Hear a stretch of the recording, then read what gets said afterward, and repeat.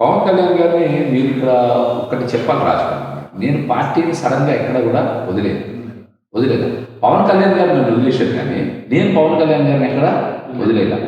నేను ఫిబ్రవరి 25న ఆయన నన్ను హైదరాబాద్లో వాళ్ళ ఇంటికి పిలిచారు. పిలిచి నెక్స్ట్ జాబితాలో నీ పేరు వస్తుందని చెప్పారు. చెప్పిన తర్వాత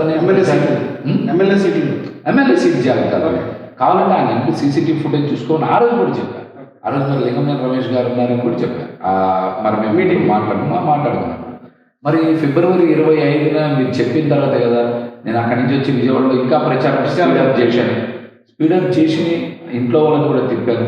అలా చేసడానికి మార్చి 10న పేపర్లో ఇది బీజేపీకి వెళ్తుందని వచ్చినప్పుడు కూడా నేను పార్టీకి అడిగాను. కనీసం మమ్మల్ని మాట్లాడకుండా మాతో ఒక ఏమంటారు ఇలా అని చెప్పకుండా ఆయనే మేము త్యాగం చేసేసాము. పార్టీ ఆవిర్భావ దినోత్సవం రోజున మొదటి నుంచి మమ్మల్ని త్యాగం చేశానని చెప్పారు.